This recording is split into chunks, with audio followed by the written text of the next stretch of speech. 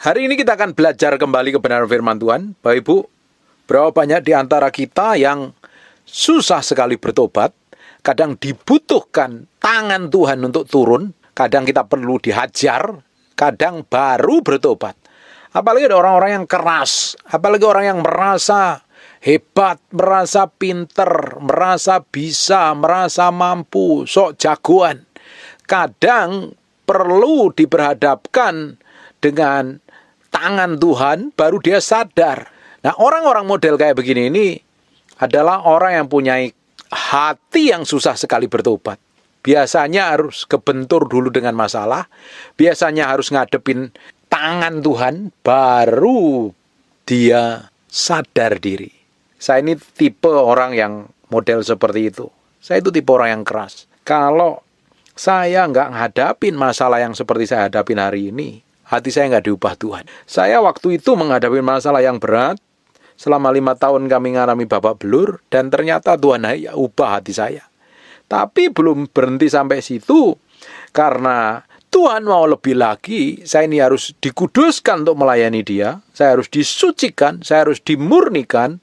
Supaya hidup dipakai untuk melayani dan dipandang layak untuk kemuliaan Tuhan, bukan pelayanan yang najis. Saya harus mengalami pemurnian lagi. Dan itu tidak enak. Itu mengubahkan seluruh hidup saya. Dengan kejadian saya sakit, saya berubah total. Dulu saya ini agak keras kepala, dikasih tahu istri susah, kadang makan sembarangan, dikasih tahu jangan makan sembarangan, saya masih makan sembarangan, jangan tidur malam. Istri saya sudah berkali-kali bilang, tidak bagus, saya tetap ngotot. Sampai satu kejadian, dan benar-benar itu terjadi dalam hidup saya, baru saya sadar diri.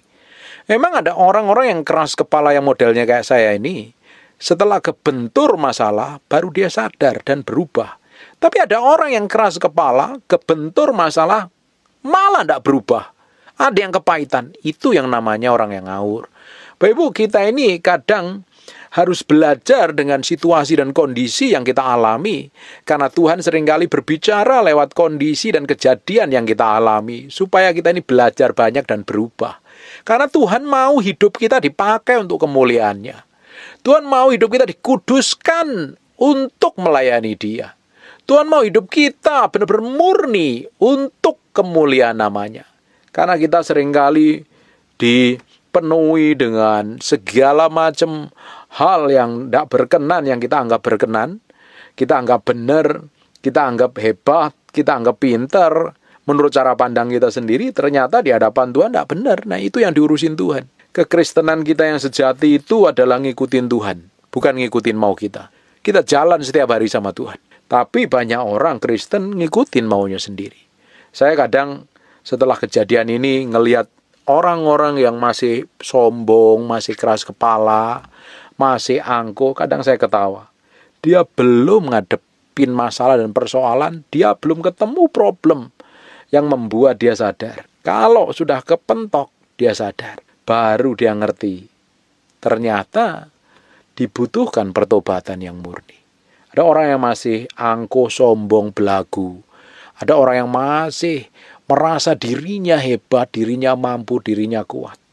Tapi nanti kalau dia kepentok persoalan dan dia membutuhkan Tuhan, dia baru sadar itu.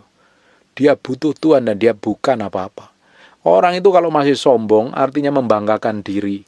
Apa yang dia milikin, mungkin pendidikannya, pengetahuannya, kepandaiannya, gelarnya, jabatannya atau apapun juga, dia banggakan. Dia tunjukkan ke semua orang, ini loh aku, coba kamu lihat aku. Kamu pandang aku, kamu harus hargain aku. Lihat yang aku miliki, lihat pemikiranku, lihat pemahamanku, lihat semua yang aku kerjakan. Masih menunjuk pada diri sendiri. Tapi orang yang udah ngalami Tuhan, dia mati terhadap dirinya sendiri. Orang yang berjalan bersama Tuhan setiap hari, dia tahu bagaimana pikul salib sangkal diri mati daging. Orang yang sudah pernah kepentok benar-benar dia tahu hidupnya tidak bakalan berharga tanpa Tuhan. Nah, kita akan lihat di Kisah Para Rasul pasal yang ke-9 mulai ayat yang pertama. Sementara itu berkobar-kobar hati Saulus untuk mengancam dan membunuh murid-murid Tuhan yang menghadap imam besar dan meminta surat kuasa daripadanya untuk dibawa kepada majelis-majelis Yahudi di Damsyik supaya ia menemukan supaya jika ia menemukan laki-laki atau perempuan yang mengikuti jalan Tuhan, ia menangkap mereka dan membawa mereka ke Yerusalem. Hatinya berkobar-kobar karena merasa dia paling benar, pengajarannya paling benar. Saulus ini zaman itu. Dia orang yang pintar, dia orang yang terpelajar, di bawah pengawasannya seorang yang pintar namanya Gamaliel. Dia pun punya surat kuasa untuk mengancam dan membunuh murid-murid Tuhan. Angkuh, sombong, karena merasa paling benar, jadi angkuh dan sombong. Berapa banyak di antara kita seperti itu? Merasa kita kaya sedikit aja, waduh, sombongnya bukan main. Menganggap orang lain miskin dan melarat semua. Merasa dirinya paling benar sejagat raya. Punya gelar sedikit aja, merasa paling pintar dan orang lain bodoh semua. Merasa hebat sedikit dan orang lain bukan apa-apa. Berapa banyak di antara kita yang membanggakan diri. Padahal kita ini bukan siapa-siapa. Orang yang suka membanggakan diri, orang yang sombong, angkuh ini, biasanya punya kebanggaan terhadap dirinya sendiri. Meski belajar untuk mengerti dan mengetahui, kita ini tanpa Tuhan tidak bisa lakukan apa-apa. Kita butuh Tuhan, kita perlu Tuhan. Tanpa Tuhan kita ini tidak punya otoritas dan kuasa. Hidup saya tanpa Tuhan hanya menjadi seorang anak kampung yang nggak memiliki apa-apa. Otoritas kuasa nggak memiliki. Hidup saya tanpa urapan Roh Kudus biasa-biasa saja. Nggak punya pengaruh apa-apa. Kita tuh butuh Tuhan. Kita perlu Tuhan. Kita harus bergaul dengan Tuhan. Kalau kita sadar akan Tuhan, kita lupa dengan diri sendiri. Tapi kalau engkau sadar dengan dirimu sendiri, engkau menjadi orang yang angkuh, engkau lupa Tuhan. Berapa banyak orang yang lupa dengan dirinya sendiri. Merasa paling di atas rata-rata sendiri, paling hebat sendiri, paling pintar sendiri, paling jago sendiri. Dan orang lain salah semua. Kalau sudah begitu, mulutnya penuh dengan keangkuhan dan kesombongan. Gampang menuduh, gampang mencaci, dan gampang memaki. Bapak Ibu, kita harus tambah rendah hati di hadapan Tuhan. Ini Saulus merasa punya kuasa otoritas. Dia kejar-kejar. Dan apa yang terjadi? Dalam perjalanannya ke Damsyik, ketika ia sudah dekat kota itu, tiba-tiba cahaya memancar dari langit mengelilingi dia. Ia rebah ke tanah. Dan kedengarannya lah olehnya suatu suara yang berkata kepadanya, Saulus, Saulus, mengapa engkau menganiaya aku? Jawab Saulus, siapa engkau Tuhan? Kata Yesus, katanya, akulah Yesus yang kau aniaya itu. Tetapi bangunlah dan pergilah ke dalam kota, di sana akan dikatakan kepadamu apa yang harus kau perbuat. Bapak Ibu, karena keras kepalanya dia harus mengalami pengalaman-pengalaman yang spektakuler. Kalau enggak, dia enggak berubah. Dia butuh lawatan Tuhan yang spektakuler.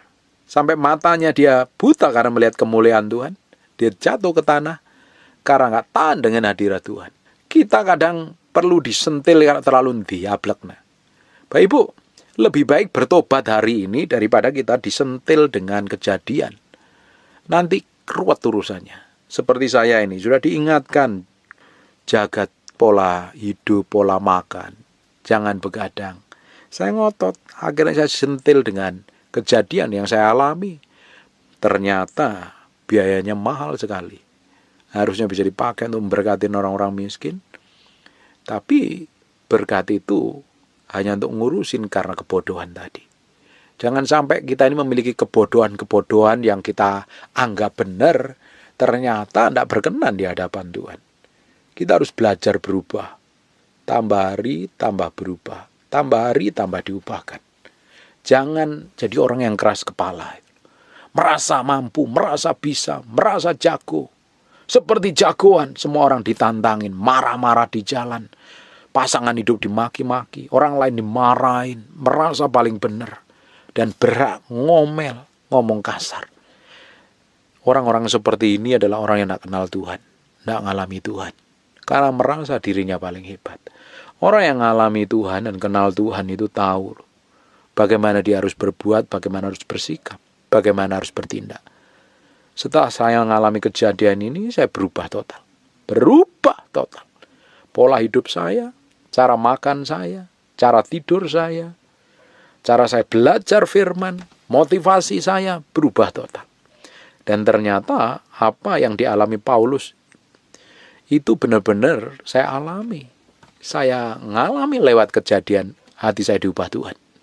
Dan ternyata Paulus juga sama. Ngalami kejadian baru dia berubah. Dibutuhkan kejadian. Tapi kan tidak enak Bapak Ibu.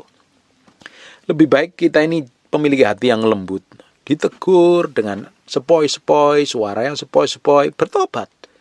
Dengar pengajaran yang nemplak hati, bertobat. Istri kasih tahu, dengerin, bertobat.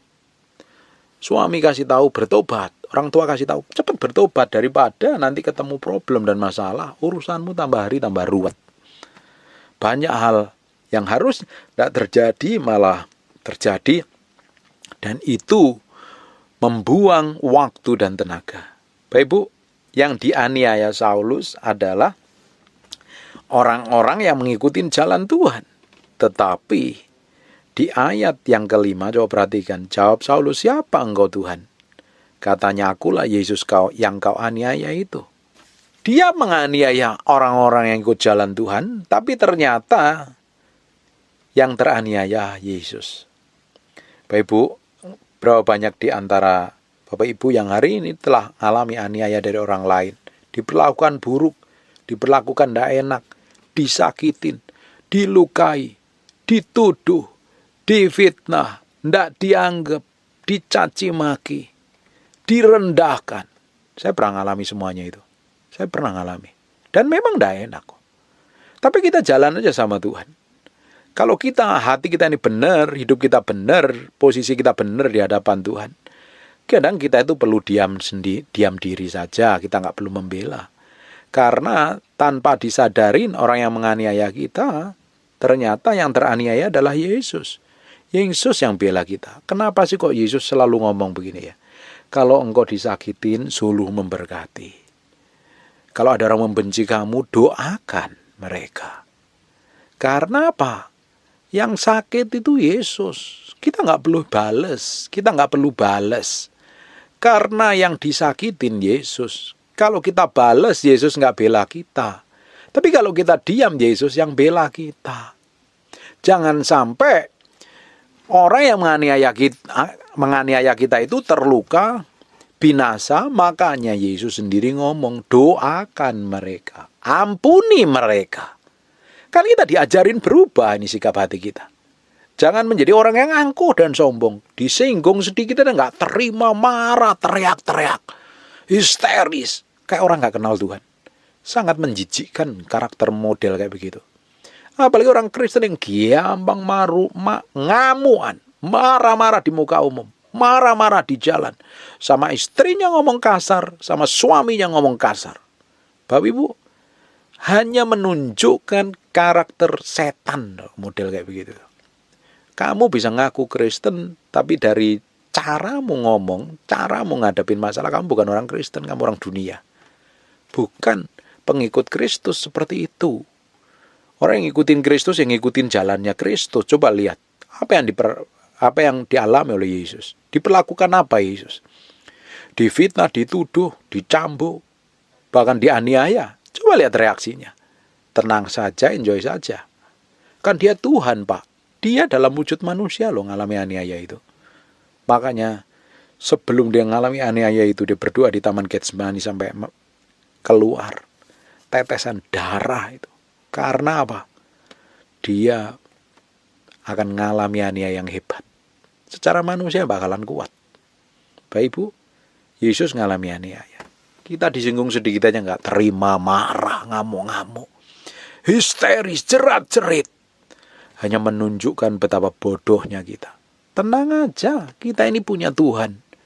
Saulus menganiaya orang Kristen, ternyata yang teraniaya adalah Tuhan Yesus. Makanya kita tenang saja dan enjoy. Coba kita lihat ya di ayat yang ke-6. Tetapi bangunlah dan pergilah ke dalam kota, di sana akan dikatakan kepadamu apa yang harus kau perbuat. Maka termangu-mangulah temannya seperjalanan karena mereka memang mendengar suara itu tetapi tidak melihat seorang pun juga. Karena yang diurusin Tuhan bukan teman-temannya. Yang diurusin Tuhan adalah Saulus. Kenapa Saulus diurusin Tuhan? Karena orang ini punya potensi besar. Makanya Tuhan urusin hatinya. Tuhan ubah hatinya. Di ayat yang ke-8, Saulus bangun dan berdiri lalu membuka matanya. Tetapi ia tidak dapat melihat apa-apa. Mereka harus menuntun dia masuk ke Damsyik karena melihat kemuliaan Tuhan. Nggak tahan karena melihat kemuliaan Tuhan. Matanya sampai buta. Dan itu merubah hidupnya. Apa yang terjadi? 3 hari lamanya ia tidak dapat melihat. 3 hari loh dia nggak melihat. Bapak Ibu bisa bayangkan orang yang sombong, yang angkuh, yang pingin menganiaya, tiba-tiba dia nggak bisa melihat. Apa yang terjadi? Sampai stres nih. 3 hari lamanya ia tidak makan dan minum. Ini kan stres ini. Lu aku ini kok tiba-tiba nggak bisa melihat. Padahal dulu aku pengen menganiaya orang Kristen. Menganiaya pengikutnya Yesus. Ternyata kok aku nggak bisa melihat. Stres dia. Dan itu merubah hidupnya. Saya juga ngalami yang sama. Saya pikir, oh Tuhan, aku kok nggak bisa jalan ini gimana? Untungnya dalam 2 minggu saya udah langsung bisa jalan normal sampai hari ini. Karena kasih karunia Tuhan. Karena Tuhan sedang ngurusin hati saya kok. Tuhan mau ubah yang di dalam saya ini. Yang nggak benar mau dicabut sampai ke akar-akarnya. Saya pikir saya ini merasa paling benar kadang ya. Merasa udah pelayanan, udah doa, udah banyak. Udah ngelakuin banyak hal. Tapi masih banyak kekurangan dan kesalahan yang harus dibereskan tentunya.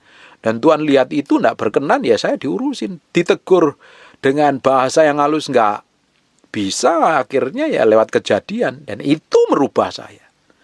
Saya yakin Saulus nih, karena dia belum jadi Paulus, Saulus ini, dia ngalami masa titik terendah ketika matanya nggak bisa melihat apa sampai 3 hari. Nggak tahu Tuhan kenapa izinkan sampai 3 hari. Dan itu merubah seluruh cara pandangnya dan hidupnya. Di Damsyik ada seorang murid Tuhan bernama Ananias. Firman Tuhan kepadanya dalam suatu penglihatan. Ananias, jawabnya, ini aku Tuhan. Firman Tuhan, marilah pergilah ke jalan yang bernama jalan lurus dan carilah di rumah Yudas seorang dari Tarsus yang bernama Saulus. Ia sekarang berdoa.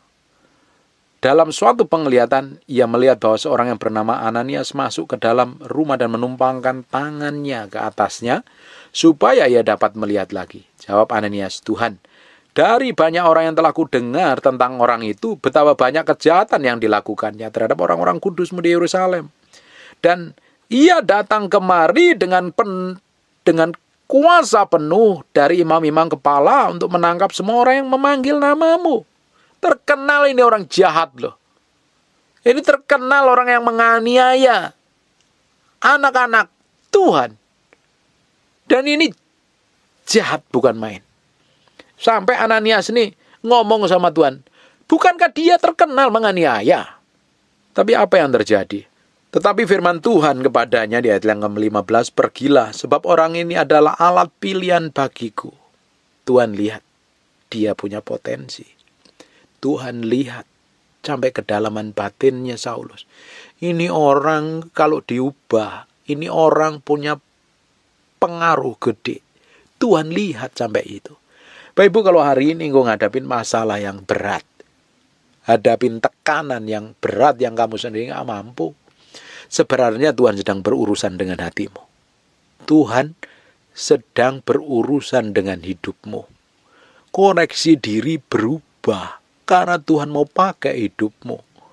Saulus orang yang jahatnya bukan main. Terkenal ini tukang menganiaya. Dia punya surat kuasa dari imam besar untuk menganiaya. Tapi Tuhan tuh lihat sampai kedalaman batinnya. Kalau diubah ini orang bisa dipakai luar biasa. Makanya ketemu problem, ketemu masalah, 3 hari matanya nggak bisa melihat.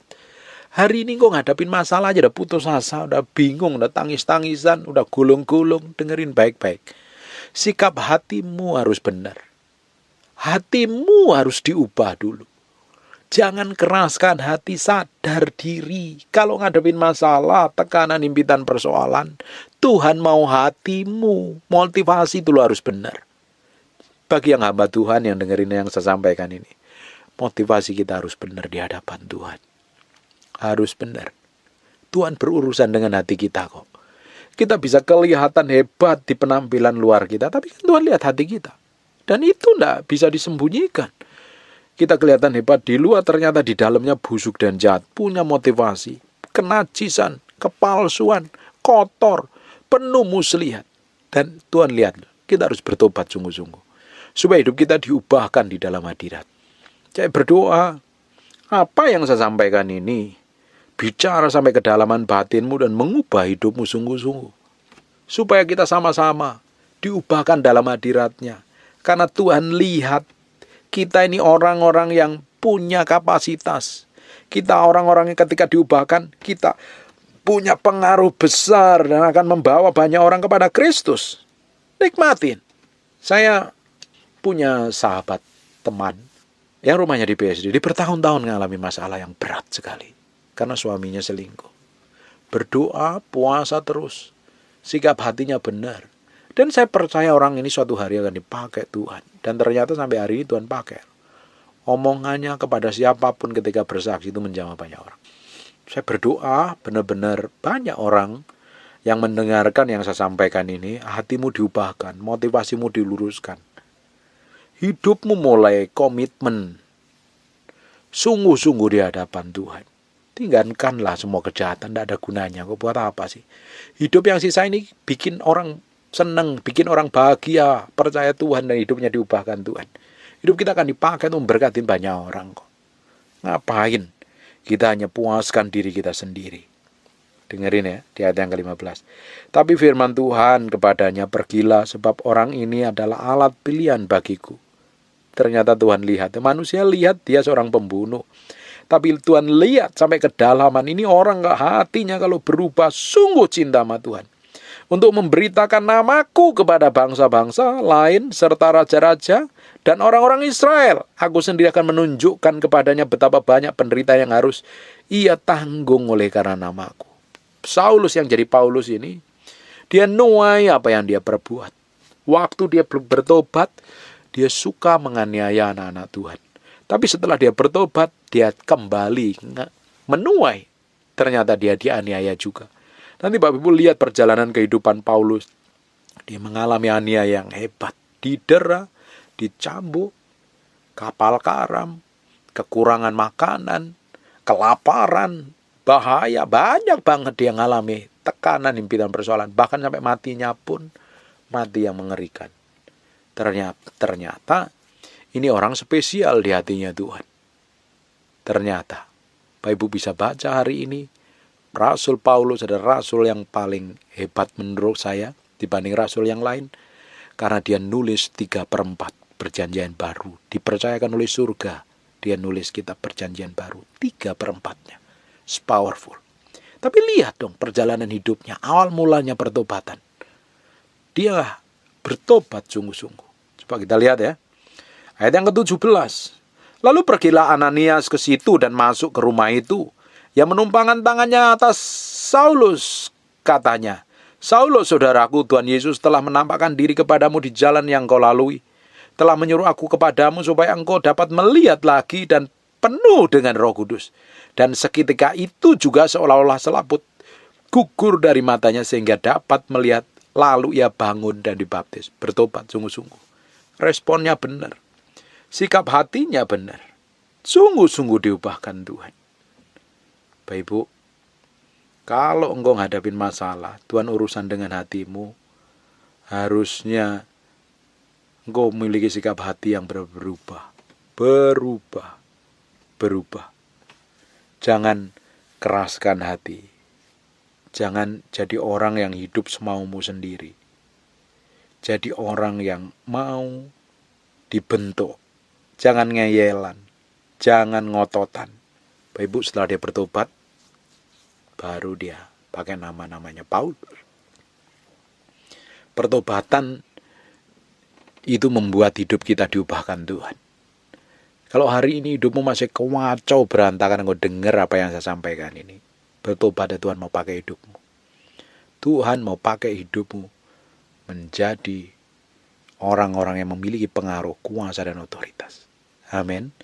Hari ini tangannya Tuhan terbuka. Kalau engkau datang hari ini, engkau ngaku dosa, dia akan ampuni dosamu. Pak, aku udah gak layak, Pak, aku najis, aku kotor, aku melakukan banyak kejahatan.